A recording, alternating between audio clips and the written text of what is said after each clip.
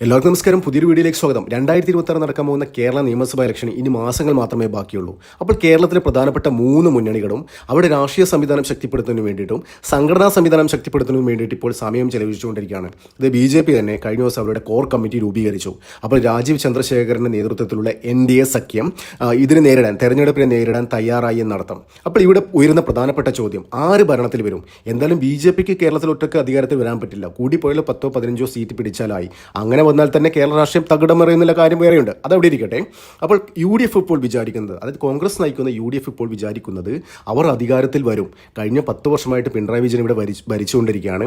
അതിശക്തമായ ഭരണവിരുദ്ധ വികാരം ഇവിടെ ഉണ്ട്. അപ്പോൾ ജനങ്ങൾ എന്തിനായാലും ഞങ്ങൾക്ക് അധികാരം കൈമാറുമെന്നാണ് UDF വിചാരിക്കുന്നത്. അത് ശരിക്കും തെറ്റാണ്. അതായത് ഗ്രൗണ്ടിലിറങ്ങി പണിയെടുത്തില്ലെങ്കിൽ ഭരണം കിട്ടില്ല. നമ്മൾ ഹരിയാനയിൽ വെച്ച് നോക്കും. കഴിഞ്ഞ 10 വർഷമായിട്ട് ഹരിയാനയിൽ BJP ഭരിച്ചുകൊണ്ടിരുന്നു ഈ കഴിഞ്ഞ ഇലക്ഷന് മുന്നേ. അപ്പോൾ അവിടെ എല്ലാ ആൾക്കാരും ഗ്രൗണ്ടിലിറങ്ങി പണിയെടുക്കാതെ 10 വർഷത്തെ ഭരണവിരുദ്ധ വികാരം കൊണ്ട് ജനങ്ങൾ ഞങ്ങൾക്ക് എന്താ പറയുക കൈവെള്ളയിൽ ഭരണം കൊണ്ടു തരുമെന്ന് വിചാരിച്ചു നിന്നു. ഇലക്ഷൻ്റെ റിസൾട്ട് വരുന്ന 2-3 ദിവസം മുന്നേ അവിടുത്തെ കോൺഗ്രസ് നേതാക്കന്മാരൊക്കെ വലിയ സ്റ്റാർ ഹോട്ടലിൽ റൂം എടുത്തിട്ട് ഓരോ എന്താ പറയുക ഓരോ ഡിപ്പാർട്ട്മെൻറ്റ് ആർക്ക് കൊടുക്കണമെന്നൊക്കെ ഡിസ്കഷൻ കഴിഞ്ഞിരുന്നു. തെരഞ്ഞെടുപ്പിൻ്റെ റിസൾട്ട് വരുമ്പോൾ എന്താ അവസ്ഥ? അതിശക്തമായ രീതിയിൽ, അതായത് കഴിഞ്ഞ മുമ്പത്തേനെക്കാട്ടും മികച്ച ഭൂരിപക്ഷത്തിൽ BJP അധികാരത്തിൽ വന്നു. എന്തുകൊണ്ടാണ്? അവർ ഗ്രൗണ്ടിലിറങ്ങി പണിയെടുത്തു. അതായത് ഓരോ സാധാരണക്കാരനായിട്ടും അവർ ഡയറക്റ്റ് കണക്ട് ചെയ്തു. അപ്പോൾ ഇവിടെ കോൺഗ്രസ് വിചാരിക്കുന്നത് അപ്പോൾ ഇവിടെ കോൺഗ്രസിനും അങ്ങനെ സംഭവിച്ചുകൂടായില്ല. നേരെ മറിച്ച് LDFിൻ്റെ കാര്യം നോക്കുകയാണെങ്കിൽ കഴിഞ്ഞ 10 വർഷമായിട്ട് അതിശക്തമായ ഭരണവിരുദ്ധ വികാരം തന്നെയാണ്. അതായത് സഖാക്കന്മാർക്ക് വേണ്ടിയിട്ട് മാത്രമാണ് കഴിഞ്ഞ 10 വർഷം ഇവിടെ ഭരിച്ചുകൊണ്ടിരുന്നത്. അതായത് സഖാക്കന്മാർ ഭാര്യമാർക്കും വേണ്ടിയിട്ടാണ് ഇവിടുത്തെ ഭരണം. അത് സത്യം തന്നെയാണ്. പക്ഷേ ഇപ്പം പിണറായി വിജയൻ്റെ നേതൃത്വത്തിലുണ്ട് പാർട്ടി സംവിധാനം തീരെ ഇല്ലാതായി. അതായത് വന്നവനും പോയവനും ഒക്കെ എന്താ പറയുക തോന്നിയ മാതിരിയാണ് ഇവിടെ ഭരണം നടത്തിക്കൊണ്ടിരിക്കുന്നത്. ഒരുത്തനും എന്താ പറയണ്ടേ, അതായത് ജനങ്ങളായിട്ടൊരു കണക്ഷൻ ഇല്ല. ഒരു നേതാവിനും ജനങ്ങളായിട്ടൊരു കണക്ഷൻ ഇല്ല. എല്ലാം എന്താ പറയണ്ടേ ഈ മുസ്ലിം പ്രീണനത്തിന് വേണ്ടിയിട്ട് അവർ മുസ്ലിങ്ങളെ പ്രീണിപ്പിച്ചിട്ട് കുറേ വോട്ട് തട്ടിയെടുക്കാൻ വേണ്ടിയിട്ട് മൂന്നാമതും അധികാരത്തിൽ വരാമെന്നാണ് അവർ വിചാരിക്കുന്നത്. പക്ഷേ ഇപ്പോൾ ചിത്രം അങ്ങനെയല്ല. എന്ത് തന്നെയായാലും കേരളത്തിലൊരു ഭരണമാറ്റം ഉണ്ടാകുമെന്ന് തന്നെയാണ് ഇപ്പോൾ പുറത്തു വരുന്ന ഏറ്റവും പുതിയ റിപ്പോർട്ട്. അതായത് ഏതൊരു മലയാളി ആഗ്രഹിക്കുന്ന ഈ പിണറായി വിജയൻ ഒന്ന് താഴെ ഇറങ്ങിയാൽ മതി എന്ന് തന്നെയാണ്.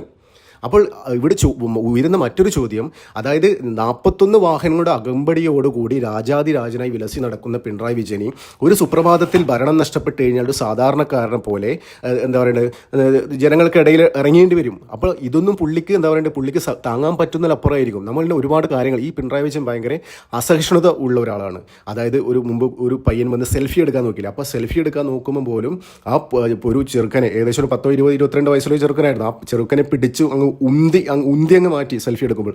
അത്രത്തോളം അസഹിഷ്ണുത ഉള്ള ഒരു വ്യക്തിയാണ് പിണറായി വിജയൻ. അപ്പോൾ ഈ 41 വാഹനങ്ങളുടെ അകമ്പടി ഇല്ലാതെ പുള്ളി എങ്ങനെ പുറത്തിറങ്ങും? അത് വളരെ പ്രസക്തമായ ചോദ്യമാണ്. കഴിഞ്ഞ ദിവസം തന്നെ കേരളത്തിലെ പല മാധ്യമങ്ങളും റിപ്പോർട്ട് ചെയ്തിരുന്നു, പിണറായി വിജയൻ ഇനി അമേരിക്കൻ ചിലപ്പോൾ കേരളത്തിലേക്ക് തിരിച്ചു വരാനുള്ള സാധ്യതയില്ല, മകൻ്റെ കൂടെ ദുബായിൽ സെറ്റിൽഡ് ആവാനുള്ള ഒരു സാധ്യത തള്ളിക്കളയാൻ പറ്റില്ല എന്ന് അത് പാർട്ടിയിൽ നിന്ന് സൈഡ് ലൈൻ ചെയ്യപ്പെട്ട ചില നേതാക്കന്മാരൊക്കെ പറയുന്നുണ്ട്. അപ്പോൾ ഇപ്പോൾ ഇങ്ങനൊരു സാഹചര്യം CPM-ലുണ്ട് കേട്ടോ. CPM-ൽ ഉണ്ടെന്ന് വെച്ച് കഴിഞ്ഞാൽ അപ്പോൾ ഇപ്പോൾ പുതിയൊരു സാഹചര്യം ഉയർന്നു വരികയാണ്. അതായത് പാർട്ടിയുടെ ചുമതല, അതായത് പാർട്ടി കൈകാര്യം ചെയ്യുന്നത് ആരായിരിക്കും? അത് വളരെ ഒരു പ്രസക്തമായൊരു ചോദ്യം തന്നെയാണ്. അപ്പോൾ P. ജയരാജൻ കണ്ണൂരിൽ നിന്നാണ് പാർട്ടിയുടെ ശുദ്ധി കലശം നടക്കാൻ പോകുന്നു എന്നുള്ളൊരു വാർത്ത ഇപ്പോൾ പുറത്തു വരുന്നുണ്ട്. അതായത് CPM-ൻ്റെ അണികൾക്കിടയിൽ തന്നെ, അതായത് കണ്ണൂരിൽ നിന്ന് അണികൾക്കിടയിൽ തന്നെ, അതായത് അവിടുത്തെ പഴയ നേതാക്കന്മാർക്കിടയിൽ തന്നെ, അതുമാത്രമല്ല ഇപ്പോഴത്തെ അതായത് ന്യൂ ജനറേഷൻ നേതാക്കന്മാരും പറയുന്ന ഒരു കാര്യം തന്നെയാണ്. അതായത് P. ജയരാജൻ, അത് പിണറായി വിജയൻ ശരിക്കും പാർട്ടിയിൽ സൈഡ് ലൈൻ ചെയ്ത ഒരാളാണ് P. ജയരാജൻ. അതായത് പിണറായി വിജയനെക്കാട്ടിയും പോപ്പുലാരിറ്റി കണ്ണൂരുണ്ട്. കണ്ണൂർ എന്ന് വെച്ചാൽ CPM-നെ സംബന്ധിച്ചിടത്തോളം കണ്ണൂർ എന്ന് വെച്ച് കഴിഞ്ഞാൽ അവരുടെ എന്താ പറയുക അവരൊരു ഹേർട്ട് ലാൻഡ് തന്നെയാണ്. അപ്പോൾ ആ ഹേർട്ട് ലാൻഡിൽ നിന്നുള്ള ഒരാൾ തന്നെയാണ് പിണറായി വിജയൻ. അപ്പോൾ അവിടെ എന്താ പറയുക കേരളത്തിൻ്റെ ഒരു കാരണഭൂതൻ എന്ന നിലയിൽ നിൽക്കുന്ന ഒരാളാണ് പിണറായി വിജയൻ. അപ്പോൾ അവിടെ പിണറായി വിജയനെക്കാട്ടും പോപ്പുലാരിറ്റി ആൾക്കാർ ആരാധിക്കുന്നത് ഈ P. ജയരാജനാണ്. അതിന് ഒരുപാട് കാരണങ്ങളുണ്ട് കേട്ടോ. കാരണങ്ങളുണ്ടെന്ന് വെച്ച് കഴിഞ്ഞാൽ പിണറായി വിജയൻ പാവങ്ങളുടെ പടത്തലവൻ എന്നൊക്കെ പറഞ്ഞിട്ട് വലിയ എന്താ പറയുക BGM ഒക്കെ ഇട്ട് നടക്കുന്ന ആളാണ്. പക്ഷേ അത് റിയൽ ലൈഫിൽ പ്രാവർത്തികമാക്കുന്നത് P. ജയരാജൻ തന്നെയാണ്. അപ്പോൾ P. ജയരാജൻ്റെ ഐഡിയോളജിയോട് എല്ലാവർക്കും ഒത്തുപോകാൻ പറ്റില്ല. പക്ഷേ ആ കമ്മ്യൂണിസ്റ്റ് പാർട്ടിയുടെ ചട്ടക്കൂട്, ആ ഫ്രെയിം വർക്കിൽ നിന്ന് നോക്കിയാണ് അവരെ സംബന്ധിച്ചിടത്തോളം അവരുടെ അണികൾക്ക് ഏറ്റവും പ്രിയങ്കരനാണ് P. ജയരാജൻ. അപ്പോൾ അങ്ങനെ അതായത് എനിക്ക് മേലെ ആരും വേണ്ട എന്ന ഒരു അവസ്ഥ ഉണ്ടായപ്പോഴാണ് ഈ പിണറായി വിജയൻ പി ജയരാജനെ സൈഡ് ലൈൻ ചെയ്തത്. പിന്നെ മരുമോനൊക്കെ വന്നതിന് ശേഷം നല്ല രീതിയിൽ പി ജയരാജനെ സൈഡ് ലൈൻ ചെയ്തു. അതിനൊരു ഉദാഹരണം പറയാം. അതായത് ഇത് ഇവിടെ ഇലക്ഷനിൽ മത്സരിച്ചില്ലേ, ലോക്സഭ ഇലക്ഷനിൽ മത്സരിക്കുമ്പോൾ പല സ്ഥലത്തും ജില്ലാ സെക്രട്ടറിമാർ മത്സരിച്ചിട്ടുണ്ടായിരുന്നു. അപ്പോൾ പി ജയരാജന് മത്സരിച്ചു. ബാക്കി എല്ലാ സ്ഥലത്തും ജില്ലാ സെക്രട്ടറിമാർ, അതായത് അവർ തോറ്റതിന് ശേഷം ജില്ലാ സെക്രട്ടറി സ്ഥാനം തിരിച്ചു കൊടുത്തു. പി ജയരാജന് മാത്രം തിരിച്ചു കൊടുത്തില്ല. പിന്നെ ആകെ കൊടുത്ത് കണ്ണിൽ പൊടിയിടാൻ വേണ്ടിയിട്ട് എന്തോ ഖാദി ബോർഡിൻ്റെ എന്തോ പ്രസിഡന്റോ അങ്ങനെ എന്തോ ഒരു സാധനം, ഒരു മെമ്പറോ അങ്ങനെ എന്തോ സാധനം കൊടുത്തിരിക്കുകയാണ്. അപ്പോൾ ഇപ്പോൾ സാഹചര്യം മാറി. പിണറായി വിജയൻ ഇനി അതായത് ഭരണം പോയി കഴിഞ്ഞാൽ പിണറായി വിജയൻ പാർട്ടിയിൽ സീറോ ആവും. മരുമോനൊക്കെ എടുത്തിട്ട് അലക്കാൻ ഇവിടുത്തെ നേതാക്കന്മാർ തയ്യാറായി നിൽക്കുകയാണ്. അപ്പോൾ പാർട്ടിക്ക് ഒരു നാഥനില്ലാത്ത ഒരു അവസ്ഥയാണ്. അതായത് പാർട്ടി സെക്രട്ടറി ഗോവിന്ദമാഷൊക്കെ ഉണ്ട്. ഗോവിന്ദമാഷൊക്കെ ശരിക്കും ഒരു കോമാളിമാരിയാണ്, കേരളത്തിലൊരു കോമാളി. അതായത് അപ്പം ഗോവിന്ദൻ എന്ന് പറഞ്ഞിട്ട് കോമാളിയായിട്ട് ചിത്രീകരിക്കുന്ന ഒരാളാണ്. അദ്ദേഹത്തിന് അതിനുള്ള കാലിബറോ അതിനുള്ളൊരു കപ്പാസിറ്റിയോ ഒന്നും ഇല്ലാത്ത ആളാണ് ഈ ഗോവിന്ദൻ.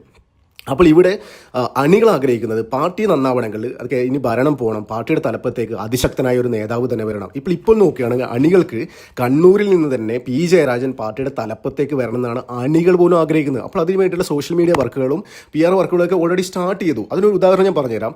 കഴിഞ്ഞ ദിവസം പി ജയരാജൻ കേരളത്തിലെ എന്താ പറയുക കണ്ണൂരിലെ സെൻട്രൽ ജയിലിൽ പോയിട്ട് അത് പാർട്ടി ഈ മർഡർ കേസിലൊക്കെ പ്രതികളായ ആൾക്കാരൊക്കെ കണ്ട് സംസാരിച്ചു. അങ്ങനെ കുറേ ആക്ടിവിറ്റീസിൽ ഇപ്പോൾ മുഴുകിക്കൊണ്ടിരിക്കുകയാണ്. അപ്പോൾ ഇപ്പോൾ പുറത്തു വരുന്ന റിപ്പോർട്ട് പ്രകാരം അതായത് ഇനി പിണറായി വിജയനെതിരെ നേർക്കുന്ന യുദ്ധം ചെയ്യാൻ തന്നെയാണ് പി ജയരാജൻ തീരുമാനിച്ചിരിക്കുന്നത്. അപ്പോൾ പാർട്ടി എങ്ങനെ പിടിച്ചെടുക്കണം, പാർട്ടി പിടിച്ചെടുക്കാൻ വേണ്ടിയിട്ട് കണ്ണൂരിൽ നിന്ന് തന്നെയുള്ള നേതാക്കന്മാരായ ജോൺ ബ്രിട്ടാസിനെയും MV നികേഷ് കുമാറിനെ രംഗത്തിറക്കി എന്നുള്ള ഒരു അനൗദ്യോഗികമായ റിപ്പോർട്ടും പുറത്തു വരുന്നുണ്ട്. അത് കണ്ണൂരിൽ നിന്ന് ചില കുട്ടി സഹോദരന്മാരൊക്കെ ഇപ്പോൾ പറയുന്നുണ്ട്. ആ ജോൺ ബ്രിട്ടാസ് കണ്ണൂരിലെ ആലക്കോട് എന്ന് പറയുന്ന സ്വദേശിയാണ്, നികേഷ് കുമാറും കണ്ണൂർ സ്വദേശിയാണ്.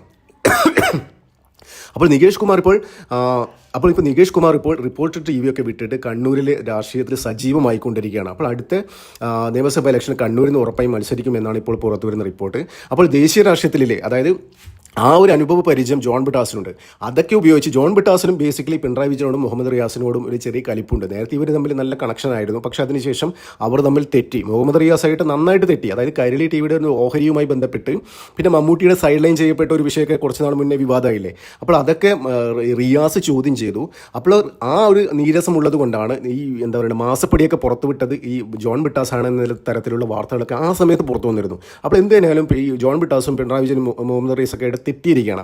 അപ്പോൾ അത് ആ ഒരു അവസരം മുതലെടുത്തിട്ട് വേണ്ടിയിട്ട് എന്താ പറയുക അടുത്ത ഇലക്ഷനിൽ എന്തായാലും ഭരണം പോകും. പക്ഷെ പാർട്ടി പിടിച്ചെടുക്കാൻ നല്ല സീറ്റ് കിട്ടിയ ടൈറ്റ് കോമ്പറ്റീഷൻ ആണെങ്കിൽ ഭരണം വീണ്ടും കിട്ടിക്കൂടാന്നില്ല. അപ്പോൾ അങ്ങനെയൊരു അവസരത്തിൽ എന്താ പറയുക പിണറായി വിജയൻ സൈഡ് ലൈൻ ചെയ്തിട്ട് പാർട്ടി പിടിച്ചെടുക്കാൻ തന്നെയാണ് പി ജയരാജൻ്റെ തീരുമാനം. അപ്പോൾ ഈ ജോൺ ബ്രിട്ടാസിനും നികേഷ് കുമാറിനൊക്കെ ഇപ്പോൾ പുറത്തിറക്കിയിരിക്കുകയാണ്. അപ്പോൾ എന്ത് തന്നെയായാലും ഒരു പാർട്ടിക്കകത്ത് വലിയൊരു ശുദ്ധികലശം നേരിടാൻ പോവുകയാണ്. അത് കണ്ണൂരിൽ നിന്ന് തന്നെ. അല്ലെങ്കിൽ ഈ പാർട്ടി കുഴിച്ചു മൂടപ്പെടുമെന്നാണ് കണ്ണൂരിലെ സഖാക്കന്മാരൊക്കെ ഇപ്പോൾ പറഞ്ഞുകൊണ്ടിരിക്കുന്നത്. അതായത് അവരൊക്കെ ഭയങ്കര ഈ പിണറായി വിജയൻ്റെ നേതൃത്വത്തിലുള്ള പ്രത്യേകിച്ച് കഴിഞ്ഞ 5 വർഷത്തെ ഭരണം എന്താ പറയുക അവർക്ക് അൺസഹിക്കബിൾ ആണ് എന്നാണ് പറയുന്നത്. അതായത് കൂടുതലും അഴിമതി ആരോപണം നേരിട്ടത് മുഖ്യമന്ത്രിയുടെ മകളുമാണ്. മുഖ്യമന്ത്രിയുടെ കുടുംബത്തിനെതിരെയാണ് കൂടുതൽ ആരോപണങ്ങൾ ഉണ്ടായത്. പിന്നെ അതുമാത്രമല്ല ഇവിടുത്തെ കുറേ നേതാക്കന്മാരൊക്കെ ഉണ്ട്, അവന്മാരുടെ ഭാര്യമാർക്ക് അനധികൃതമായ ജോലി അത് ഇത് അങ്ങനെയുള്ള വിവാദങ്ങൾ ഒരുപാടുണ്ട്. അത് വേറെ. അപ്പോൾ എന്തായാലും കേരളത്തിലെ ജനങ്ങൾ ആഗ്രഹിക്കുന്ന ഒരു ഭരണമാറ്റം. അപ്പോൾ ഇതിനിടയിൽ പാർട്ടി പിടിച്ചെടുക്കാൻ വേണ്ടി പി ജയരാജൻ അതിശക്തമായി തന്നെ രംഗത്തുണ്ട്. എന്തായാലും നടക്കട്ടെ. അപ്പോൾ നമുക്ക് കാത്തിരിക്കാം ഏതറ്റം വരെ പോകുമെന്ന്. ഇനി കുറച്ച് മാസങ്ങൾ മാത്രമുള്ള ഇലക്ഷന്. അതിനിടയിൽ ഒരുപാട് ഇങ്ങനത്തെ കളികൾ നമുക്ക് കാണേണ്ടി വരും. നമുക്ക് അത്തരം കളികൾ കാണാനും കാത്തിരിക്കാം. നന്ദി, നമസ്കാരം. മറ്റൊരു വീഡിയോ കാണാം.